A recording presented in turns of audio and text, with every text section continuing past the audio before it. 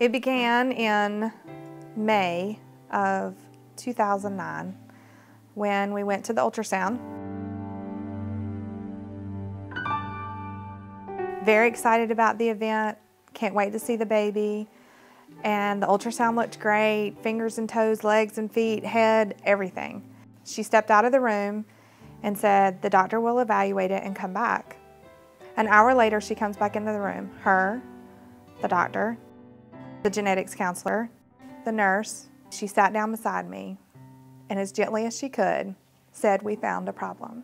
When we got the diagnosis of spina bifida, I've said it before, it's like they walk, you go in and you're expecting to find out it's a boy or it's a girl, and then they come in and they give you the diagnosis. They could have might as well just come in with a baseball bat and just hit me right in the back of the legs. I mean, it was just a ton hit you at one time. As soon as we left the office, we called our pediatrician and said, we need to talk to Dr. Gunter. He needs to call me back. And Ann said, okay, he'll call you back. It'll probably be the end of the day. I was like, that's fine. So we went home and, of course, Googled spina bifida. What does it mean? I didn't even know how to spell it. I had to ask, well, how do you spell spina bifida? And what is myelomeningocele? And what are the different stages? Well, I call her back at the end of the day, and lo and behold, she said, I called you from my car because I wanted to let you know that I just found out my unborn child has spina bifida. And I was like, okay, we can talk as long as you want, or do you need to come see me?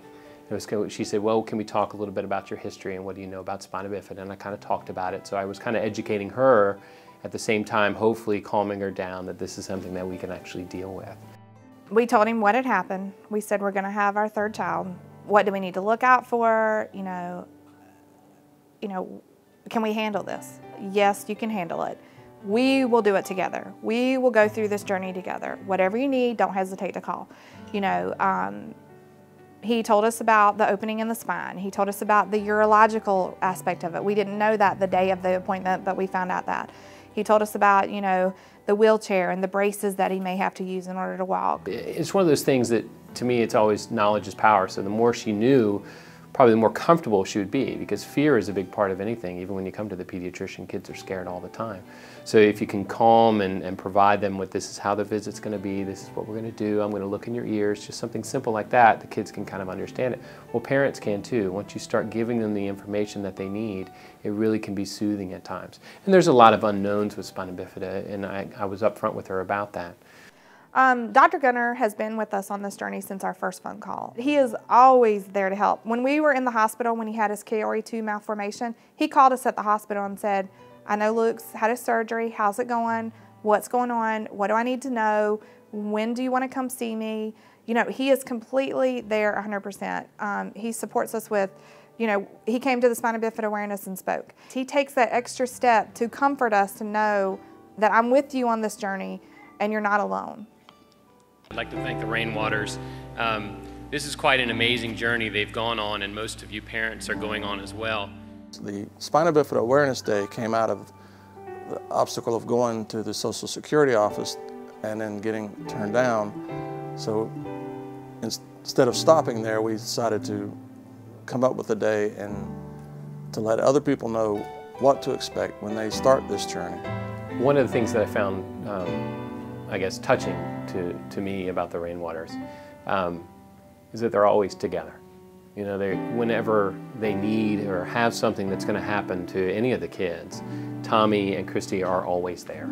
They have each other's backs for everything. So they go to PT appointments together. They go to the occupational therapy. They go to neurosurgery. They make sure that everyone is one big cohesive group, one big cohesive family. Hello, Rainwaters. Hello. Luke, where's your brother and sister? Are they over there?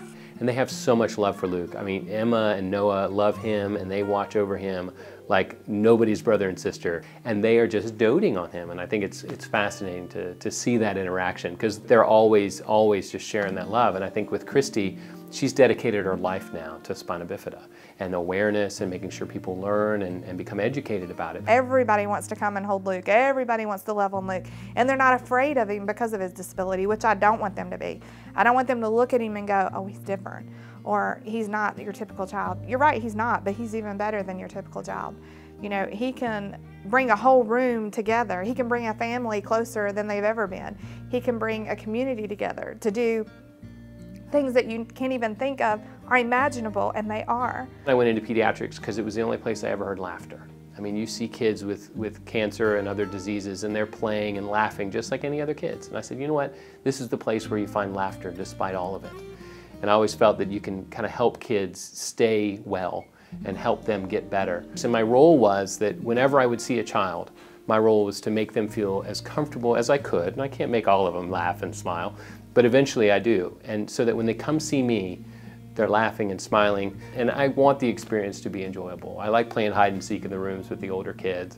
I like looking for birds in the ears, and I want the kids to enjoy coming to see me.